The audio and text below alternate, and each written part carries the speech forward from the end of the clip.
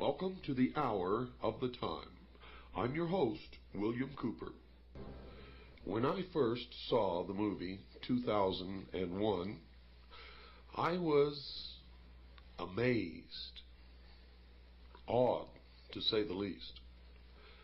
The entire scope of the movie was overpowering, and for most of the people of the world, was completely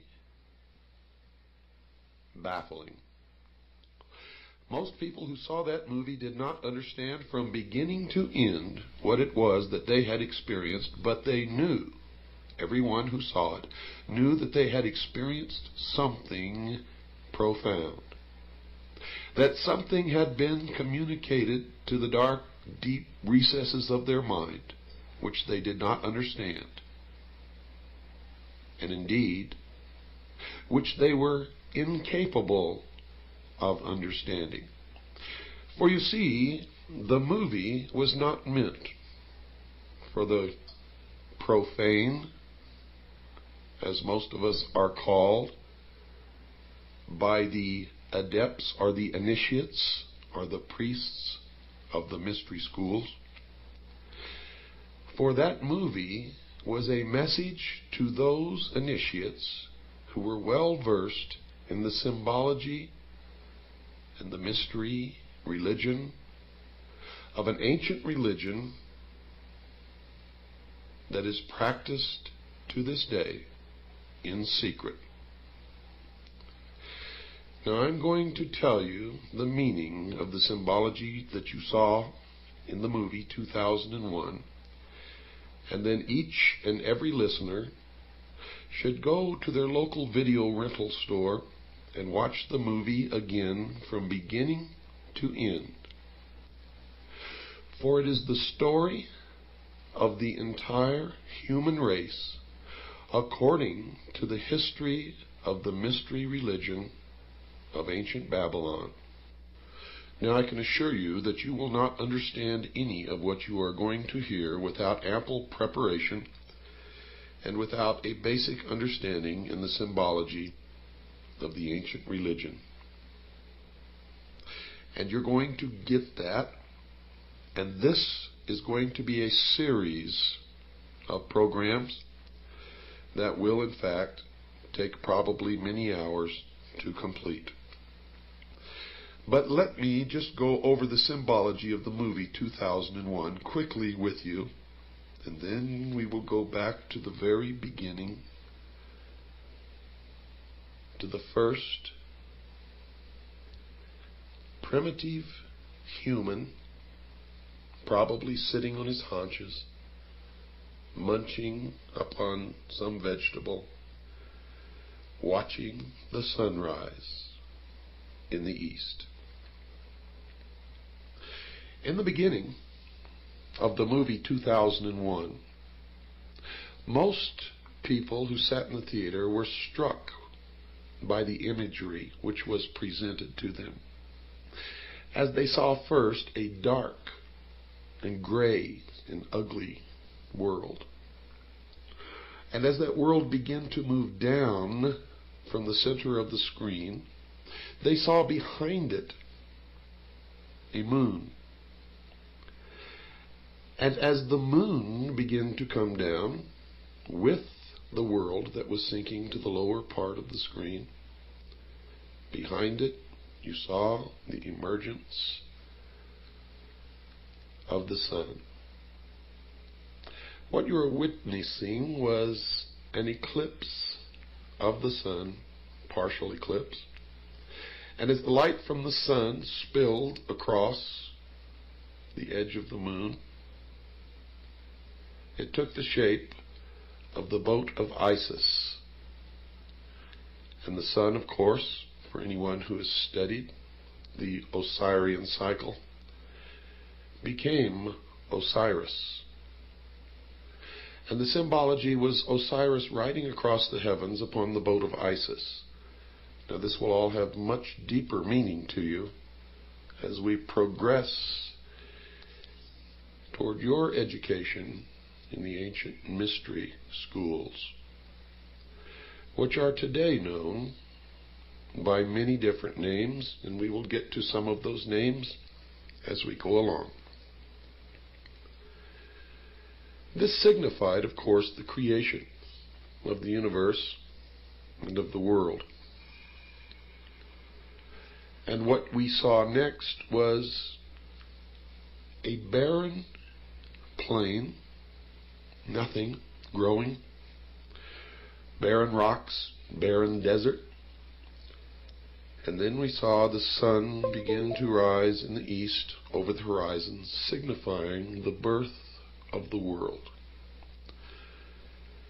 As the sun traveled across the heavens, you saw the wind begin to move across the face of the earth, signifying that something was happening.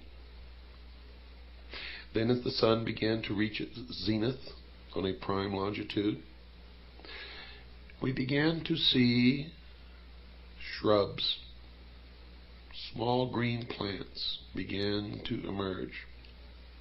Now the sun traveling across the heavens did not, of course, signify a day. It signified an age. An age, dear listeners. As the sun sank deeper into the afternoon, we saw the emergence of animal life, birds. And we could hear the birds singing, and we could see the animals. And then we could see primitive man in the form of an ape, mingling amongst the animals, neither harming the other, living in a state of innocence. And you saw man only eating plants and roots. And you saw that even when the animals and man were in competition for food, no one was injured or hurt, but there was a display of waving of arms and yelling and grunting until one or the other moved away. The significance of this was the age of innocence, when man lived in the Garden of Eden, innocent. With the animals, it was a vegetarian. And as the sun progressed farther toward the west, we saw man begin to retreat into the womb. For you see, the passage of the sun across the sky, from the time that it rose in the east, signifying the birth of the world, we saw that as it reached its zenith, its most powerful aspect in the heavens, life began to emerge, first in the form of plants and then animal life. And that the animals and early man lived in harmony together in a state of innocence. This was the symbology of the movie. During this process, you saw a rock formation in the shape of the male organ, the penis. This was the symbol of the mystery schools of the generative force of creation. When you watch the movie again, pay attention to the symbology of the movie. Now, as the sun begins to sink even farther in the west, man and his little tribe goes to the water hole and confronts another group of primitive man, all in the form of the ape. And there's a confrontation. But you notice that no one was injured or killed. There was a lot of waving of arms, jumping up and down, grunting and screaming and screeching, until the group that was at the watering hole and had already quenched their thirst moved away. And then the new group moved in. And then they scurried into the womb, signified by the cave. And there was more symbology there, as they all sat in the darkness with their eyes open in fear.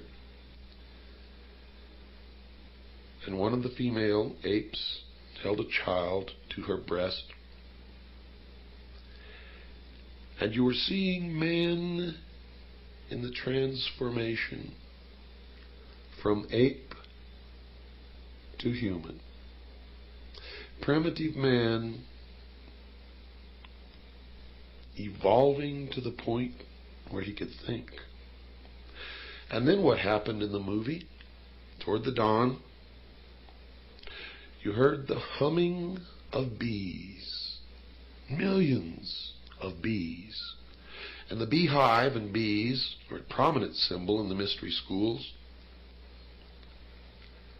It signifies societal cohesion.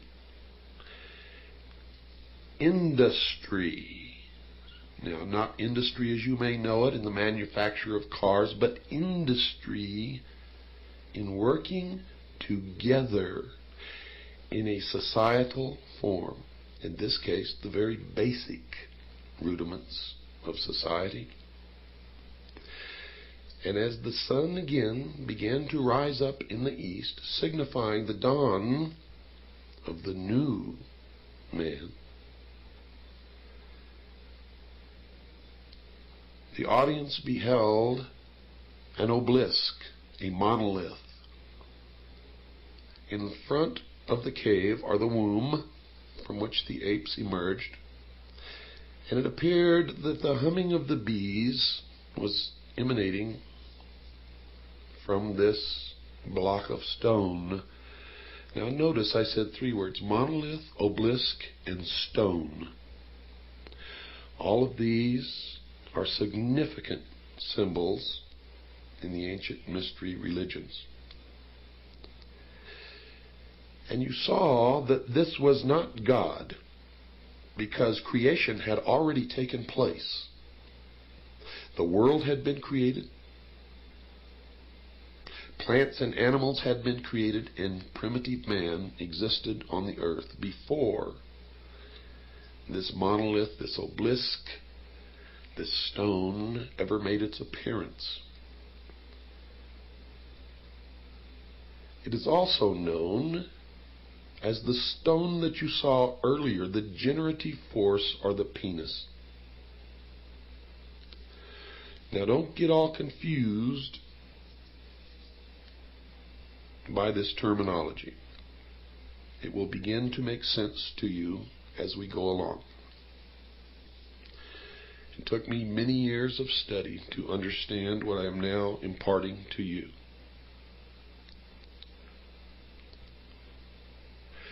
You watched as the apes milled about in great excitement, and one, encouraged by another, signifying Adam and Eve. The one encouraging was the symbol of Eve. The one being encouraged was Adam,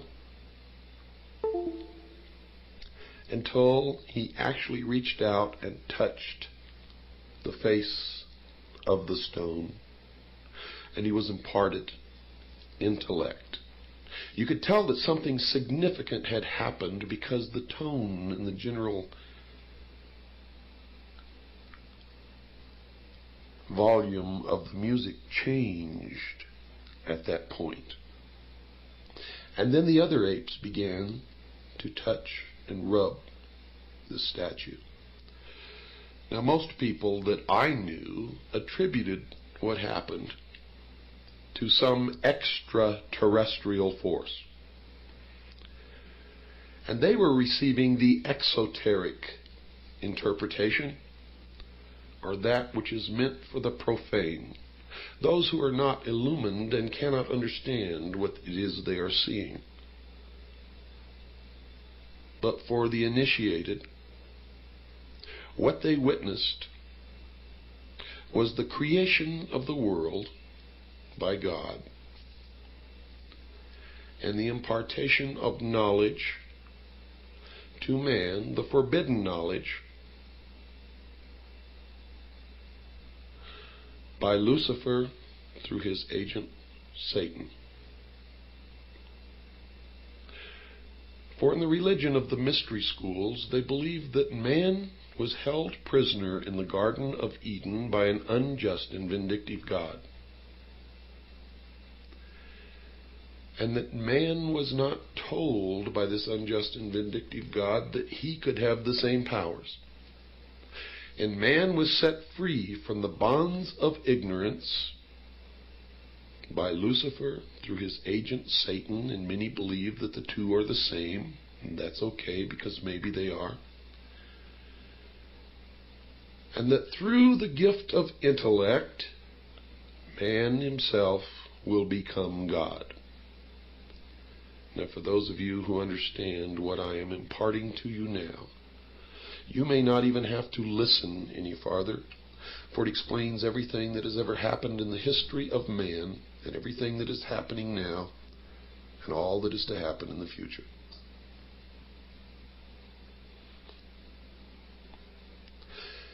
As it progressed, you saw the first primitive man form the first original thought with the use of the gift of intellect when he squatted in the dust and picked up a bone and flopped the bone over and saw it hit a rib, and the rib flew up into the air, and he looked at it, and he flopped it over to the other side and hit another piece of rib bone, and it flew up into the air. And you could see the wheels turning in the mind of this primitive individual as he lifted the thigh bone and then struck down in front of him and watched bones fly. And then he struck again and again, and then he crushed the skull of the dead animal that was lying in front of him. And you notice that the portrayal of this was absolutely accurate, because the next thing that happened was that this new gift, this intellect, and this original thought led to the murder of another primitive human being. In this case, of the tribe that had not been given the gift of intellect, did not have the ability to use a bone as a weapon because they had not made the connection. And you watched in the symbology of that movie the murder of Abel by his brother Cain. And you watched as he threw the bone up into the air, and the progression of the use of the gift of intellect led you to a space station spinning around the earth. And then the story began of man's journey toward illumination. And everything in that movie was a symbol for something else. Now, the audience sitting, who are what the adepts or the initiates call profane, did not understand what they saw. They thought that it was really about a journey into space by an astronaut or a group of astronauts, and the bad things that happened to some of them, and one survived. And none of them understood the significance of the obelisks, the monoliths, one on the moon, one in orbit around Jupiter, and the ultimate transformation of the astronaut into a giant fetus floating in space.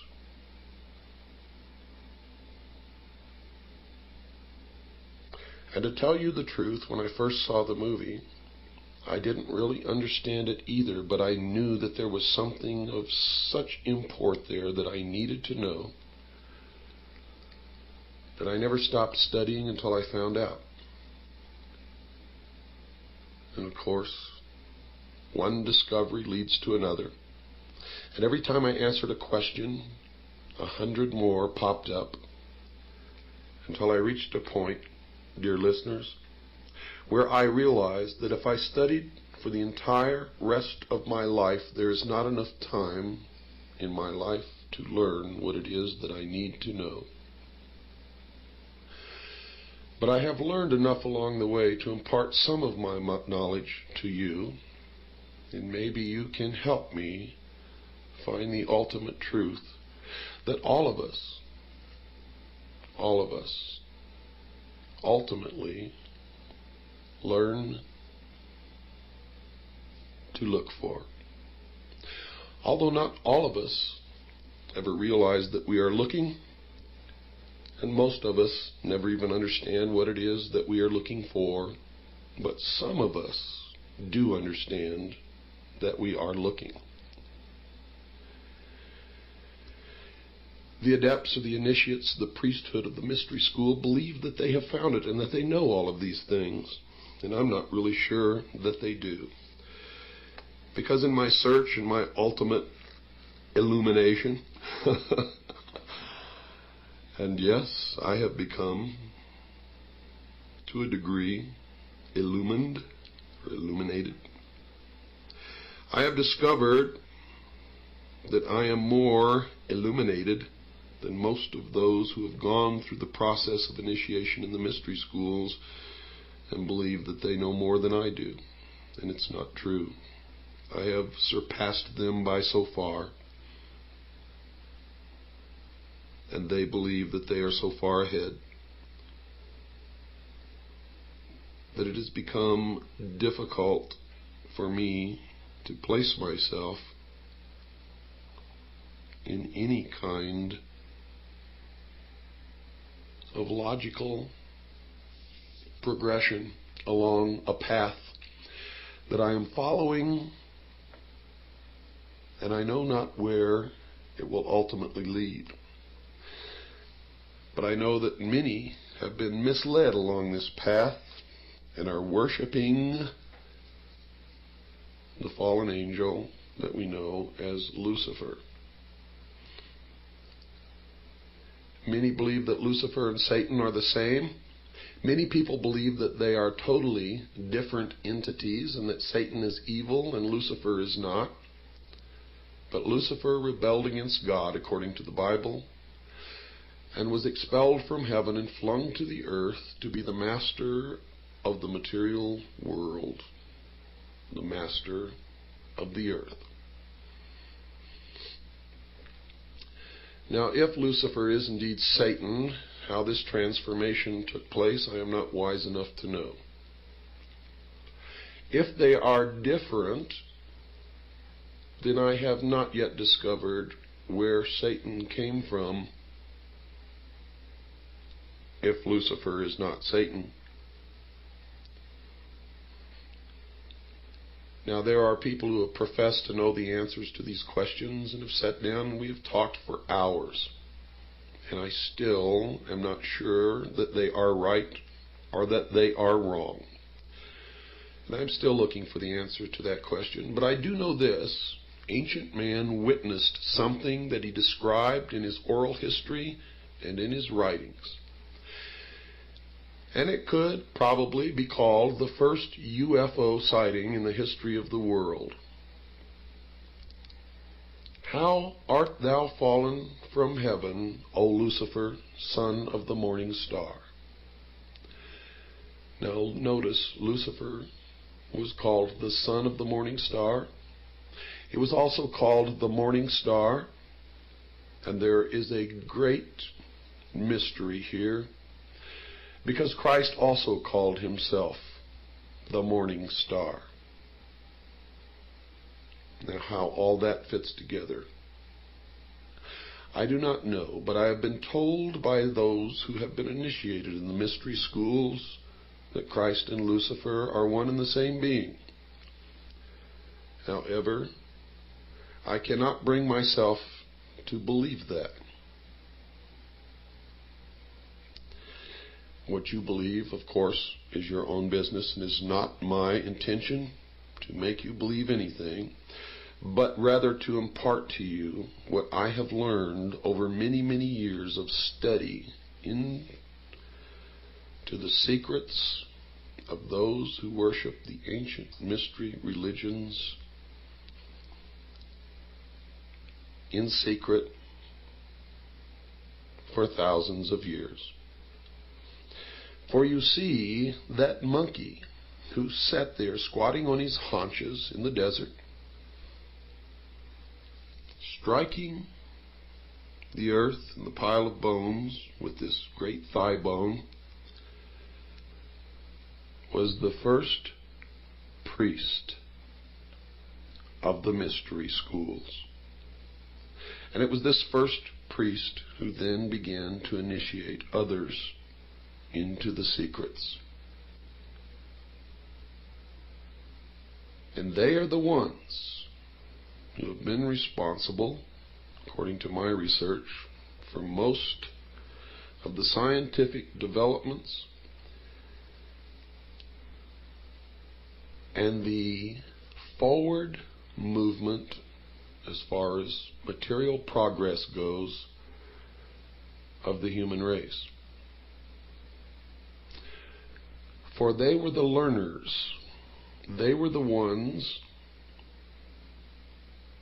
who developed science. They were the ones who hid their developments and used their science and their knowledge and their secrets to govern others. Usually not as kings, but as advisors and as priests, and in all actuality, the powers behind the thrones in ancient times and even today. They have ruled from the shadows, you see, and they call themselves the guardians of the secrets of the ages. And their first religion was called astrotheology, or the worship of the heavens. And their first object of worship was the sun. The second object of worship was the moon. And everywhere you see the mystery schools or the mystery religion, you will see the symbols of the sun and the moon, also known as Osiris and Isis, and the child Horus, which I will explain the meaning of later. Right now, folks, we must take a break. Don't go away. I'll be right back after this very short pause.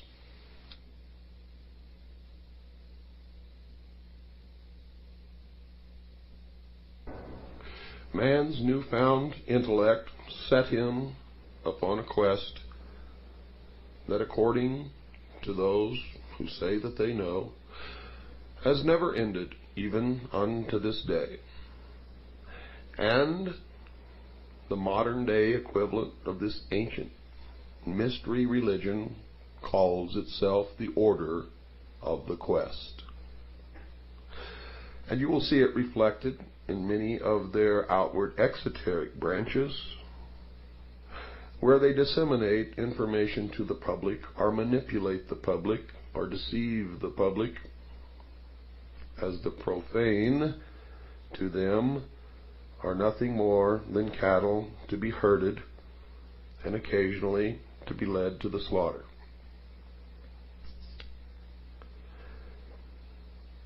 In the movie 2001, the quest led them ultimately into space and to the moon, where they were further imparted knowledge by Lucifer, again in the form of the obelisk, the monolith, the stone, the penis. And you will understand what that means later when we get into the Osirian cycle, or the legend of Isis, Osiris, and the child Horus.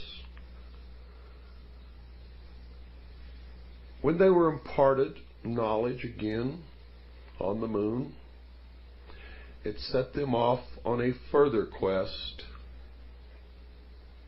to the planet Jupiter, where they found a huge, tremendous, again, another obelisk, monolith, stone, the generative force, the penis, floating in space, orbiting the planet Jupiter. Now, the journey from the moon to Jupiter is significant. For the astronauts on board this spaceship represented the entirety of the human race. And it represented that some will evolve, and those who cannot will not be allowed into the future. You see, this was a message from those who rule to all of the initiates of the world. It was a message that the new age is now dawning. And you see that at one point during this journey from the moon to Jupiter, man, represented on a microcosm by the astronauts making this voyage,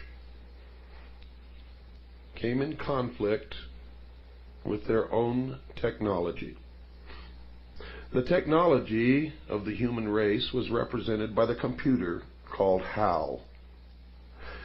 And for those who were intelligent enough to experiment with the name HAL and progressed the letters one forward in the alphabet from what they were in the movie, H became I, A became B, and L became M, and they were able to see that the symbol was of the largest at that time when the movie was made, and the corporation that was on the cutting edge of computer technology, IBM.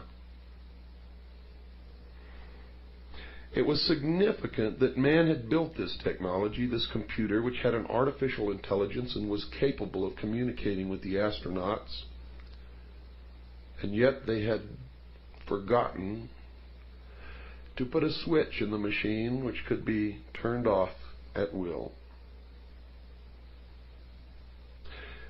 Now, you have to understand that this is all symbology. Hal represented many things. He represented the atomic bomb, the hydrogen bomb, chemical warfare, bacteriological warfare, represented the state of the art of technology where it became so complicated that no one man could be an expert in it, and thus might unknowingly participate in the building of a technology which could destroy him, yet he only worked on a part or a portion of it, the knowledge of which did not indicate to him that the end product could be a danger. And we see that happening now, don't we? Where everybody has to specialize in one small portion of technology because the overall picture is so complicated and so far beyond our understanding that we see the prediction made in the movie 2001 actually becoming true before our very eyes. Just in my lifetime, I've seen automobiles that I could take apart and put together blindfolded myself as a teenager,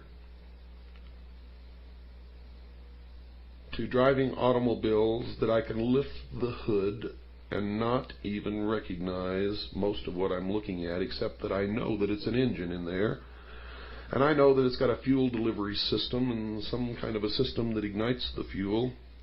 But the technology has surpassed my ability to take it apart and put it back together again without many months or years of specialized training. And this has occurred across the board in our technology. And as I've told you before, I will tell you again tonight, dear listeners, in secret, whatever you perceive as the state of technology in the public eye, the very cutting edge, in secret they are a minimum of 50 to 100 years ahead, to the point where science fiction is no longer fiction and hasn't been for quite some time, but is in all actuality science fact.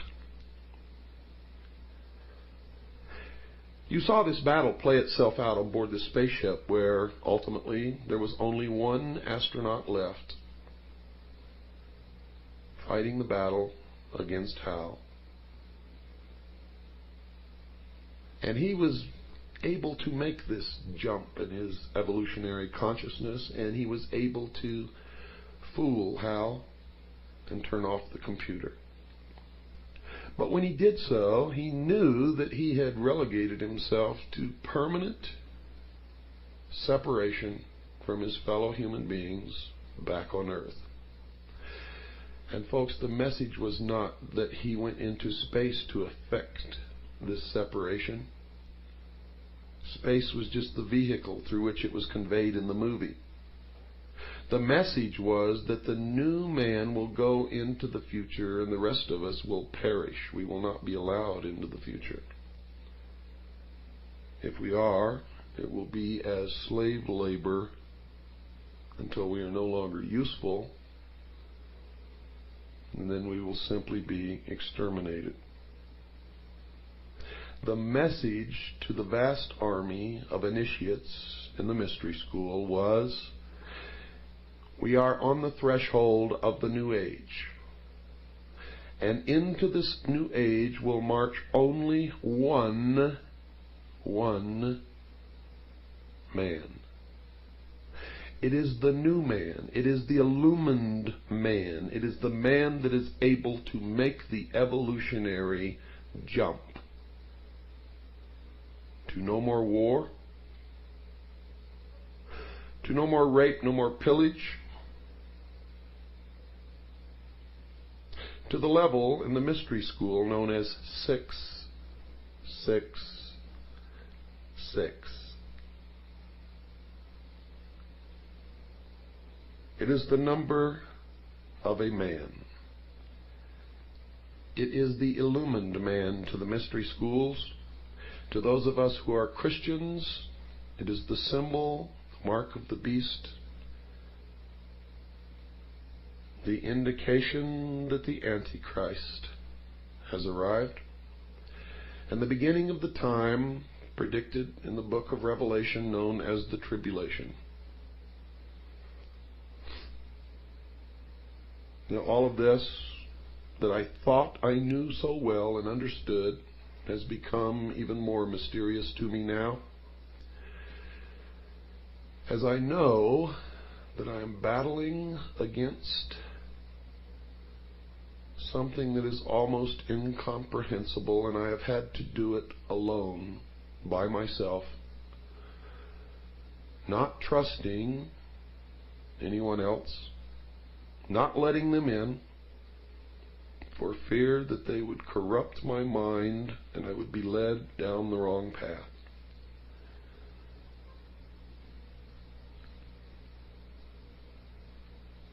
And I still do not know the answers, but I have an awful lot of clues and a lot of facts, and I've learned an awful lot.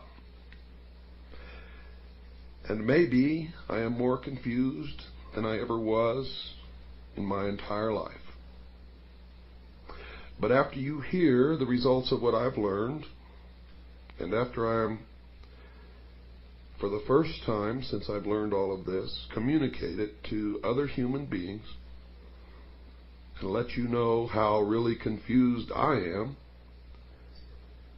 maybe all of us being confused together can put the pieces in their places and patch this mystery together and come up with what we need as answers to formulate a future that we can all enjoy without fear, without wars, without lies and deception and manipulation, without elitists and terrorists and crooks and liars. For I'm going to impart to you during all of this that the priests of the ancient mystery religion are the ones who have caused most of the misery in the history of man.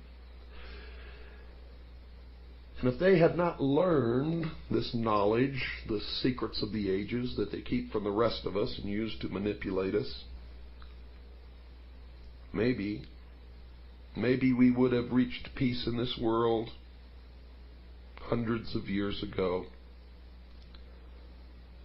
I don't really know the answer to that, but I don't think much of what has happened in the history of the world that was miserable, terrible, would have happened without these people.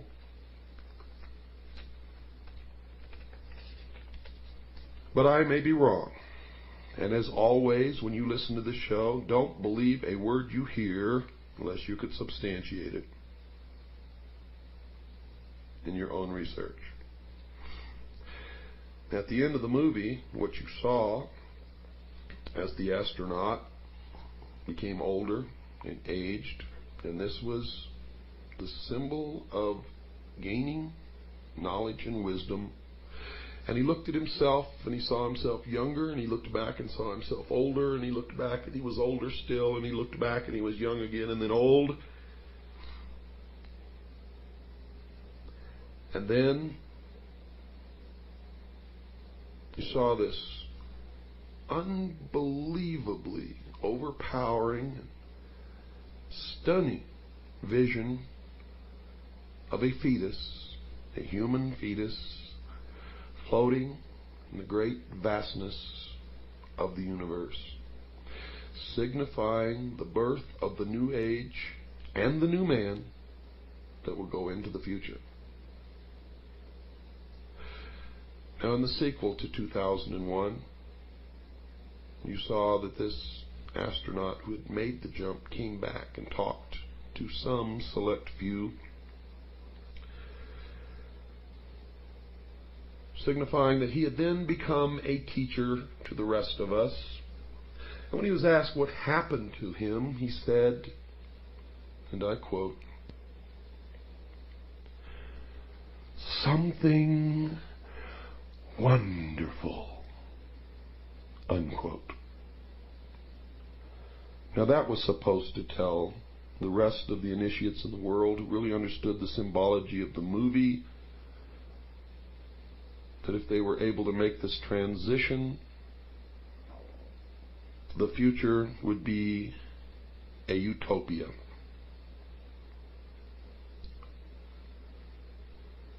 Now, I don't know whether it will be or not, but I can tell you this.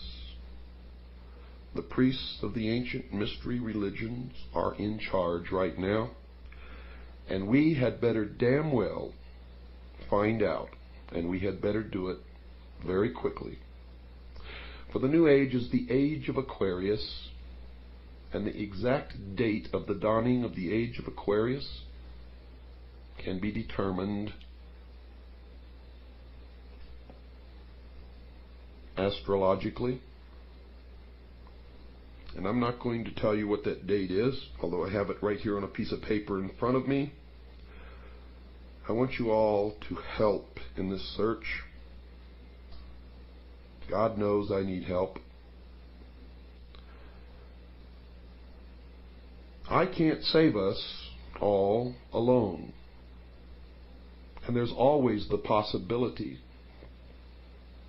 because I am human, that I could make the wrong decision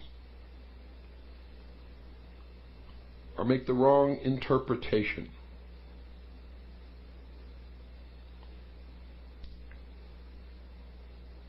And that's why I formed CAGI, because many of us working together and digging and searching for information are much more likely not to make the mistakes than one man working alone.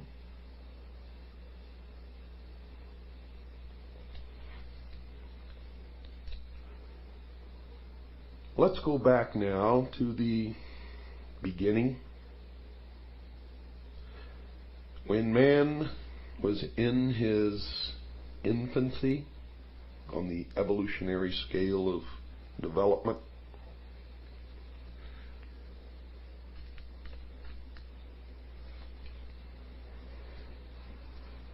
Man was alone. Alone in the sense that he did not have all of the help and the knowledge that we have today that enables us to survive. You see, man then was subject to the cold, to the wild beasts of prey. He didn't have a home, didn't have air conditioning in the summer, didn't have heating in the winter, didn't have medical doctors. If he became ill or injured, was most likely to die. So it did not take ancient man very long to decide that in this world the single greatest enemy to be feared was the darkness of night and all the unknown dangers that came with it. And simply stated, man's first enemy was darkness. Now, understanding this one fact alone, one can readily see why the greatest and most trustworthy friend the human race could ever have at that time was by far heaven's greatest gift to the world, that glorious rising orb of day that we call the sun. And that was the beginning of the battle between light and darkness. And it was man's first understanding of the birth, the death, and the rebirth of a deity. For the sun rose, was born in the morning, traveled across the heavens, where it reached its most powerful point, the zenith, and that will explain why so many things occur at noon or near noon, and then signifying old age and the end of its life, sank into the west and then died. And man was subjected to the rigors and the dangers and the cold of night until his God again was reborn the next morning. Now, folks, I'm not making any of this up, and it took me many, many years of study to figure this out. Man noticed that the moon also rose, lived a different life than the sun, and then set and died and was reborn again. The sun, because of its brilliance,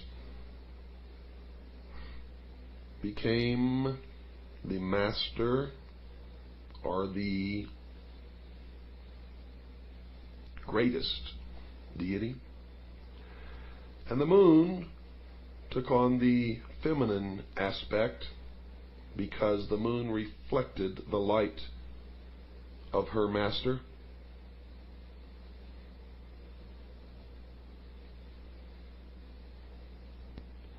And all of this will begin to make sense to you eventually as we go through this, because from now on, every program that I do is going to be devoted to this, to the explanation of the esoteric religion, the ancient mystery religion.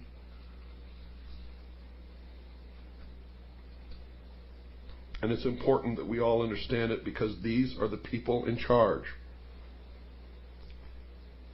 And don't ask me to tell you the truth of religion, for I really believe in the Constitution and that we all have a right to worship our own God in our own way.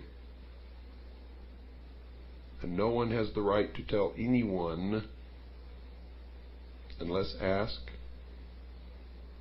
what they should believe. You all know by now that I am a Christian. But I'm not a Christian in the sense that I follow the dogma of any church or the preachings of any preacher or necessarily word for word the Bible.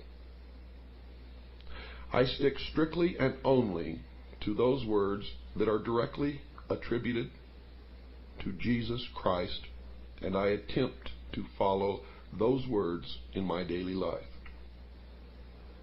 And it doesn't matter to me whether anyone proves that he never lived or that he lived or not. I have found that those are the most profound teachings amongst all of the books and teachings that I have ever heard or read in my entire life.